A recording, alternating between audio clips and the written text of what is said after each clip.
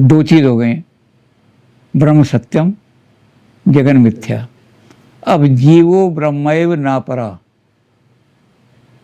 ब्रह्म और जीव एक ही हैं, आत्मा और ब्रह्म में कोई अंतर नहीं है। आत्मा हर काल में एग्जिस्ट करता है, जैसे ब्रह्म हर काल में। जब सपने में आप वो देख रहे थे कि चील ने डंक मारा, तब भी आत्मा एग्जिस्ट करता था और आत्मा ने उसको देखा। जब आप जाग गए तब भी आत्मा ही देख रहा है कि अब आप जागे हुए हैं। और जब आप परमार्थ में पहुंच जाओगे, भेद दृष्टि आपकी ख़त्म हो जाएगी, तब भी आत्मा रहेगा।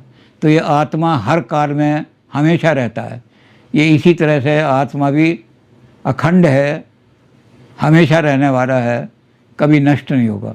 तो अगर नष्ट हो जाएगा, जब ज्ञाता ही नहीं रहा, तो ज्ञान किसका होगा?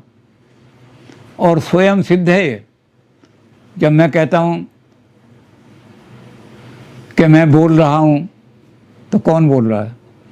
जो मैं है वही आत्मा है।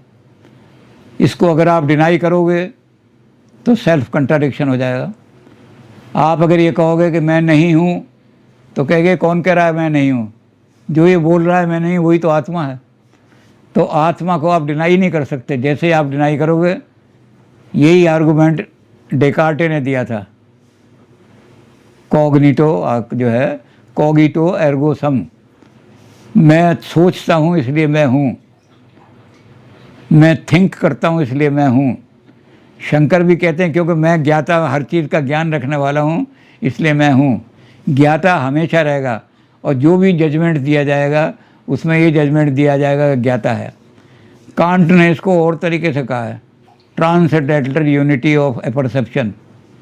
जितने भी हमारे अनुभव हैं, उन सब अनुभव को एक जगह इकट्ठा करने वाला जो आधार है, वो यूनिटी हर जगह रहती है। वो पीछे छुपी रहती है, लेकिन हर जजमेंट में वो, तो कहते, जब आप कहते हैं कि रोज़ इज़ रेड, तो ये आपने पूरा जजमेंट नहीं दिया। पता नहीं रोज़ रेड है या नहीं है। अगर रोज़ में बोलने की शक्ति आ जाए तो रोज़ कहने लगा ये रेडनेस तो सूरज की रोशनी की वजह से दिखाई दे, मैं रेड नहीं हूँ। तो इसलिए क्या होता है, कहते हैं जजमेंट अधूरा है। पूरा जजमेंट ये, I know that rose is red, मैं जानता हूँ कि रोज़ रेड है। तो जो मैं है वो छुपा रहता है, ये आत्मा छुपा रहता है, ज्ञाता छुपा रहता है, लेकिन ज्ञान का आधार वो ज्ञाता ही है। अगर वो ज्ञाता जो है वो ना रहे तो फिर ज्ञान किसका, कौन करेगा ज्ञान इसका? इसलिए हर ज्ञान में, जब भी हम ज्ञान करते हैं, हमें ज्ञाता का बोध हो जाता है। जब मैं ये कह रहा हूँ कि ये किताब है, तो ये गे जो है, इसके बारे में जब मैं निर्णय दे रहा हूँ, तो इसका मतलब है ये सिद्ध कर रहा हूँ कि कोई ना कोई ज्ञाता है। तो कांट की तरह से पूरा जजमेंट क्या होता कि मैं जानता हूँ कि ये किताब है, मैं जानता हूँ ये किताब लाल है, मैं जानता हूँ, लेकिन वो मैं जो है छुपा रहता है। मैं कहता हूँ ज्ञाता किताब है, ये किताब रखी है, ये लाल है, तो पीछे की तरफ, तो ये आत्मा हमेशा छुपा रहता है, ये आत्मा सामने नहीं आता। जैसे आँख जो है वो अपने आप को नहीं देख सकती, दुनिया को देखती है, ऐसे ही जो आत्मा है वो सब चीज़ों को देखता है, सब चीज़ों का अनुभव करता है, सब चीज़ का ज्ञाता है, लेकिन स्वयं सबके पीछे छुपा रहता है। ये आत्मा ही ब्रह्म है। वेद में इसके प्रमाण दिए हैं। वेद को, उनको महावाक्य कहा जाता है। 4 महावाक्य 4 वेदों में दिए हुए हैं। 4 वाक्यों, पहला उन्होंने दिया अहम ब्रह्मास्मि, मैं ब्रह्म हूँ। दूसरा उन्होंने दिया प्रज्ञानाम ब्रह्म, जो प्रज्ञा है, जो सबको जानने वाला है, वही ब्रह्म है, सबको जानने वाला आत्मा है, तो यही ब्रह्म है। ऐत्रेय उपनिषद में ये कह दिया। फिर इन्होंने कहा हम ब्रह्मास्मि, बृहदारण्यक उपनिषद में ये कह दिया। फिर उन्होंने कहा तत्त्वमसि, तू भी ब्रह्म है, तू भी वही है जो मैं हूँ, छांदोग्य उपनिषद में ये कह दिया। फिर इन्होंने कहा अयम आत्मा ब्रह्म, यही आत्मा ही तो ब्रह्म है, तो ये मुंडक उपनिषद में ये कह दिया। तो 4 वेद के 4 उपनिषद हैं और चारों में ये महावाक्य कहे गए हैं। तो महावाक्य से ये सिद्ध होता है कि जीव ब्रह्म और उसमें कोई अंतर नहीं है।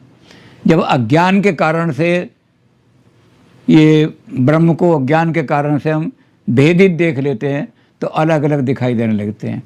वो जो भेदित अभ्यास है वो जीव कहलाता है, जो अभेद है वो आत्मा कहलाता है। आत्मा अनंत है, आत्मा अविनाशी है, आत्मा अविकारी है, उसमें कोई विकार नहीं हो सकता। और जब वो आत्मा अज्ञान के कारण से या माया के कारण से उस पर आवरण पड़ जाता है तो वो बंधन में दिखाई दे। जो ससीम है वो बंधन में है, वही दुख का कारण है। एक आदमी अपने परिवार तक ही लिमिटेड है, आगे है ही नहीं, तो वो आदमी सबसे ज़्यादा दुखी है, क्योंकि दुनिया में उसको किसी को कोई उसको ना सुखी बना, ना किसी से उसकी मित्रता है, ना कुछ है, तो उसे ज़्यादा दुख है। और एक आदमी है, उसको बहुत ज़्यादा मित्र हैं उसके परिवार में, उनका जी आज हमारे परिवार में राशन नहीं है, तो एक मित्र फ़ौरन कह देगा कि कल ये राशन, आज मैं खाना भिजवा दूंगा तेरा, तो कम दुखी हो गया। तो आदमी का आत्मा जितना विस्तृत होगा उतना ही वो कम दुखी होगा, और जितना ही वो आपको सीमित करेगा उतना ही वो ज़्यादा दुखी होगा। तो ससीम जो है वो दुखी है, सीमा होना बंधन है, सीमा होना बंधन का कारण है। जो आदमी सीमित है वो बंधन में है, जो आदमी असीम है, तो इसको ससीम को जब असीम करते हैं तो ये आत्मा ही अयम, हमने कहा अयम आत्मा ब्रह्म, यही आत्मा ब्रह्म हो जाता है। इसको बढ़ाते चले जाओ। ब्रह्म का मतलब ये है विस्तृत, बढ़ना, वृद्ध होना। जो इतना वृद्ध है कि कोई नाप नहीं सकता, वही ब्रह्म कहलाता है। तो इस आत्मा को इतना बड़ा कर दें हम कि बढ़ता चला जाए, बढ़ता चला जाए, तो यही आत्मा अहम ब्रह्मास्मि, एक दिन मैं ब्रह्म हो जाऊंगा, मैं ही ब्रह्म हूँ, अनंत हो जाऊंगा मैं। अब अनंत हो गया, और जब तक सीमित हूँ तब तक मैं जीव हूँ। जीव ही दुख का कारण है। जीव को ही दुख होता है, आत्मा को दुख नहीं होता। आत्मा कभी दुखी नहीं होता, कि आत्मा अभिकारी है, आत्मा विरुद्ध है। जब हम दुख को देखते हैं तो दुख जो हमें महसूस होता है तो हम कहते हैं सारा ये माया के कारण से है। माया सारे दुख का कारण है। ससीम कर दिया उसने हमें, सीमित कर दिया, इसलिए दुख। इसको सीम को तोड़ दो, दुख दूर हो जाएंगे अपने आप ही। तो चार महावाक्य कहते हैं ना परा कोई भेद नहीं है, ब्रह्म में और जीव में कोई भेद नहीं है। सिर्फ अज्ञान के कारण से हम इसको ससीम मानने लगते हैं। जैसे मैंने कहा कि माया पहले आवरण को करती है, उसको आत्मा के जो अनंत रूप है उसको ढक लेती है, और उसके बाद विक्षेप कर देती है छोटे छोटे, जैसे उसमें परात के अंदर नकली नकली चंद्रमा। ऐसे जीव जो हैं वो एक ही आत्मा के प्रतिबिंब हैं, सारे के सारे। करोड़ों घट जो हैं, और घट के टूटे ही, जैसे घट जो है टूटा तो जल, इसमें भी जल है उसमें भी जल है, लेकिन घट ने अलग अलग कर रखा है, और घट के टूटते ही जल दोनों मिल कर के सारे जल एक हो जाएंगे। तो ऐसे ही जब घट का नाश कर हो जाता है तो जल जल में मिल जाता है, और ये जल फिर अनंत में मिल जाता है, और अनंत में मिल जाता है तो ब्रह्म बन जाता है ये सारा का सारा। तो शंकराचार्य ने ब्रह्म सूत्र में चार ही चीज़ें ली हैं, जिनको बड़े विस्तार से आज दुनिया के जितने भी फिलॉसफी हैं, चाहे वो अरविंद हों, चाहे राधा कृष्णन हों, चाहे कोई हो, सारे के सारे विवेकानंद हों, सब वेदांत पर ही लिखते हैं। वेदांत के अलावा और कोई दर्शन है ही नहीं जिस पर लिखा जा सके। पाश्चात्य जगत में भी हेगल हो चाहे कोई हो, वो वेदांत के निकट आकर के बात करते हैं। हेगल भी ये कहता है कि ब्रह्म तो कॉन्क्रीट रियलिटी है, ठोस है, नॉन एग्जिस्टेंट नहीं है। और कैसी है? निराकार, उसको आप वर्णन नहीं कर सकते। लैंग्वेज उसको, ब्रह्म का रूप व्याकरण जैसा नहीं है। ब्रह्म व्याकरण के नियम को पालन करेगा तब तो वाक्य बन जाएगा, और जब व्याकरण के नियम को पालन नहीं करेगा तो ब्रह्म तो स्वतंत्र है। इसलिए व्याकरण के किसी भी इसमें ब्रह्म को, इसलिए ब्रह्म अनिर्वचनीय है। भाषा कंप्लीट ने, इसको उर्दू के शायरों ने तो कहा है कि वाकया ये है कि आ गई के रमूद। ब्रह्म का जो रहस्य है, ब्रह्म क्या है, कहने सुनने में आ नहीं सकते। तुलसीदास जी ने भी कहा है, गौर श्याम किम जात बखानी। कहते एक काला काला है, एक गोरा गोरा है, इनके वर्णन नहीं कर सकती मैं उसका कौन है, वो क्या कैसे हैं। तो कहने उनको तू देख के आइए, वर्णन कर। उसका गिरा अनैन नैन बिन बानी, जिन नैनों ने अनुभव किया है उसके वाणी नहीं है, जिसने अनुभव किया है उसके वाणी नहीं तो कैसे एक्सप्लेन करे वो। और गिरा अनैन, और जो गिरा उसको वर्णन करना चाह रही है उसने तो देखा ही नहीं उनको। अब मैंने अफ्रीका देखा नहीं और मैं अफ्रीका का वर्णन करने लगूं तो इनकम्प्लीट ही होगा, गलत होगा वो। तो ब्रह्म के बारे में जो आदमी वर्णन करने लगेंगे वो माया में फंस जाएंगे, ब्रह्म को ही माया में ला देंगे, रूप लागू कर देंगे उसके ऊपर कुछ। तो ब्रह्म को आत्मा भी इस तरह से अनिर्वचनीय हो गया। और तद भिन्नम भिन्नस्य तद भिन्नात्, अगर दो चीज़ों की भिन्नता का वर्णन नहीं कर सकते तो वो फिर एक ही चीज़ हो जाती है।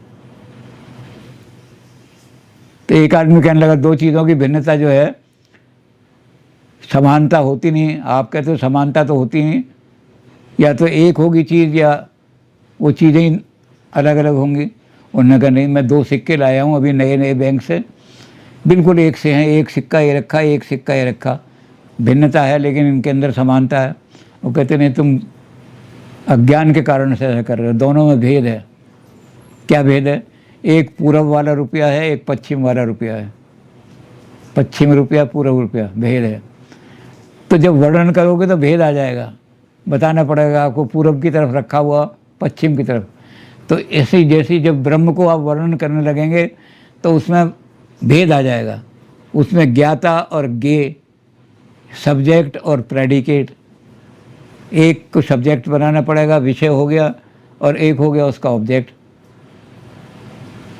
तो विषय और ऑब्जेक्ट में बांट करके तब वर्णन कर सकते हो, नहीं तो वाक्य नहीं बनेगा। अगर आपने ऐसा वाक्य बनाया ब्रह्म इज, तो ये वाक्य नहीं बनेगा। कहते पूरा वाक्य तो बना नहीं, ब्रह्म इज रेड, ब्रह्म इज कुछ ना कुछ। तो जिस चीज़ में प्रेडिकेट लग जाता है वो चीज़ सीमित हो जाती है। अगर हमने कह दिया ब्रह्म जो है लाल है, तो इसका मतलब सीमित हो गया, लाल का अतिरिक्त और कोई। तो इसलिए ब्रह्म को हम सीमित, भाषा सीमित कर देती है। इसलिए ना ब्रह्म का वर्णन हो सकता है ना आत्मा का वर्णन। आत्मा क्या है? तो शंकर ने आम आदमी को समझाने के लिए क्या, भैया आत्मा और जीव में थोड़ा सा ही अंतर है। एक वृक्ष पर एक आधार है ब्रह्म, उस पर दो पक्षी बैठे हैं।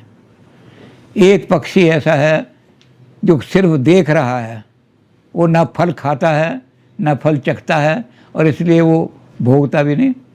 आपने गलत फल खा लिया तो क्या होगा, आपकी ज़बान खट्टी हो गई, अरे ये तो नींबू है, खट्टा थूक दिया आपने। जब आप खाओगे नहीं तो आपको खट्टे और मीठे का स्वाद, दुख का और सुख का अनुभव ही नहीं होगा। तो वो एक पक्षी जो है केवल देख रहा है, और एक पक्षी जो नीचे वाली डाल पर बैठता है वो उसको चोंच से तोड़ करके खा रहा है। वो जो नीचे वाली डाल पर बैठा है निम्न स्तर पर, वो छोटे स्तर पर, वो माया ने क्रिएट कर दिया है।